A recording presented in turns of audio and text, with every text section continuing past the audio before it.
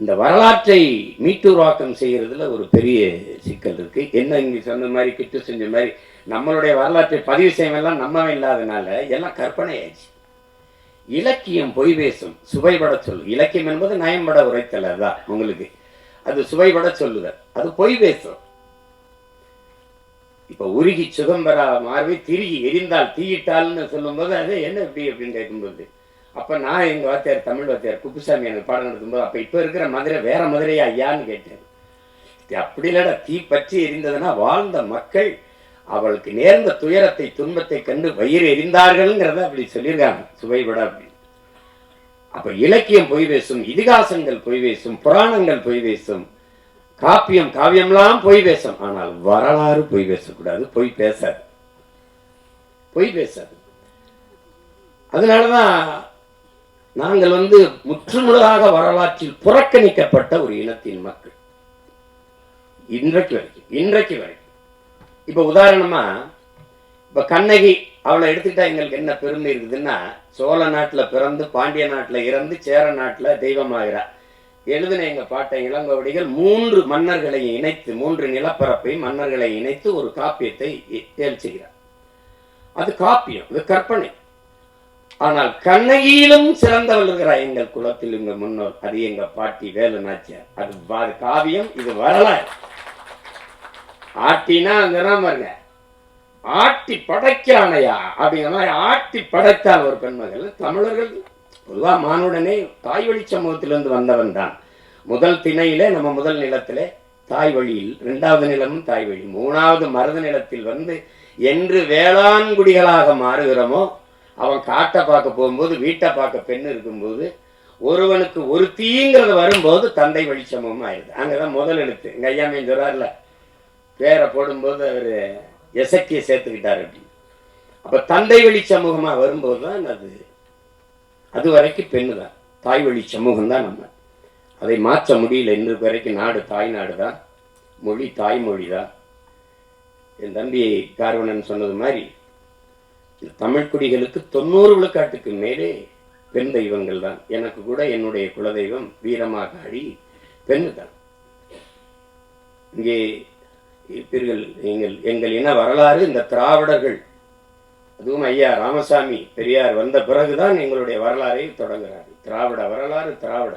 இன்றைக்கும் தமிழன் இன அரசியல் வரலாறு ஐயா பெரியார், அண்ணா, கருணாநிதி அவர்கள், எம்ஜிஆர் அவர்கள், ஜெயலலிதா அவர்கள், இதுதான் பெஸ்ட். என்னுடைய வரலாறு அதுக்கு என கண்டுபிடிச்சான். 50,000 ஆண்டுகளுக்கு மூத்ததுங்கிறான் ஒருத்தன். ஆதியில் காடுகளில் வாழ்ந்த மனிதன் முதலாக பேசிய மொழி தமிழ்ங்கிறான் ஒருத்தன். அங்கிருந்து நகர்ந்து வரத் தொடங்கும் போது மனிதன் பேசிய மொழியில் இருந்த ஒளியும் எழுத்த வடிவும் இன்றும் தமிழிலே காண கிடக்குங்கிறான் ஒருத்தன். அப்ப இவ்வளவு என்றைக்கு என் இன முன்னோன் என்னுடைய மொழியின் முதல் எழுத்து உயிரெழுத்தை ஆவை எழுதினானோ அன்றைக்கு தொடங்கிச்சு தமிழனுடைய இன அரசியல் வரலாறு. முதலா கப்பல் ஓட்டினவன் கடலுக்குள்ள என் பாட்டு அரசேந்திர 60,000 யானைகளை கொண்ட படையை வச்சிருந்திருக்கிறான். 60,000 யானைக்கும் சோறு போட்டிருக்கிறான், தீனி போட்டிருக்கான், அதுக்கு பாகன் வச்சிருந்திருக்கான், வீரன் வச்சிருந்திருக்கான்.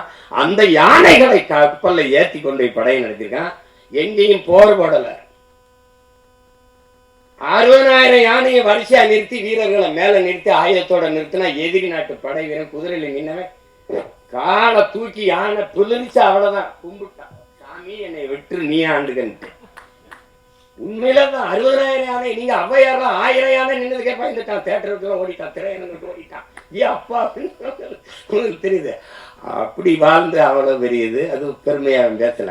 ஓடுகிற நீரை தடுத்து பாசனத்துக்கு பயன்படுத்திட முடியும்னு அறிவியல் தொழில்நுட்பம் வளராத காலம் 1800 2000 ஆண்டுல தொற்றுக்கான் ஒருத்தன் கரிகால் சொன்ன. ஒரு பயம் ஒண்ணு அதெல்லாம் பேசல, அவனும் பேசல, யாரும் பேசுறது இல்லை, எவனும் பேசுறது இல்லை. ஒரு கைம்பெண் 200 ஆண்டுக்கு முன்னாடி ஒரு விதவை பெண் வெள்ளச்சேலை உடுத்தி முக்காடை போட்டு மூளையில் உட்காந்து மூக்க சிந்திட்டு அழுகணும். இதுதான் இருந்த நிலைமை. புருஷன் செத்து போயிட்டான். என் பாட்டை முத்து விடுதுனா செத்து போனான். கோயில் வாசல செத்து போனமா கிடையாது. என் பாட்டை 2 பேரும் போகாதேங்கிறான். மருது பாண்டி 2 பேரும் தளபதி. போக வேணா, வெள்ளக்காரன் வருவான் சுத்துவான். பயப்படுது ஒண்ணு கவலையே படாம மகளை தூக்கிக்கிட்டு போய் அவன் உயிரற்ற கிடந்த உடலின் மீது சத்தியம் செஞ்சு இழந்த நிலத்தை நான் மீட்டே தீர்வேன்னு போறா ஒரு மகன், ஒரு கைம்பெண். இந்த சமூகம் சொல்ற மாதிரி ஒரு பெண்மகள். என் அன்பு சொந்தங்களை நீங்க கொஞ்சிருங்க, இந்த நிலத்தில் எத்தனையோ வீரம் இருந்திருக்கா. இந்திய பெருநிலம் அடிமைப்பட்டு கிடக்குது, அந்த நிலத்தின் விடுதலையினே வச்சுக்க. எந்த ஒரு மகனும் வென்றதில்லை, போர்ல வெள்ளக்காரண்ட தோற்றுத்தான் இருக்கான். ஏஎம் பாட்டன், தீரன் சின்னமலையோ, புலித்தேவனோ, இல்ல அழகுமுத்துக்கோனோ, எவனுமே தோற்றுதான் போயிருக்கான். ஒரே ஒரு பெண்மகள் தான், ஒரே ஒரு பெண்மகள் தான் போரிட்டு வெள்ளையனை தோக்கடித்து இழந்த நிலத்தை மறுபடியும் மீட்டவன் ஒரே ஒருத்தி, எங்க பாட்டி மானமரத்தி வேலை நாச்சியார் தான்.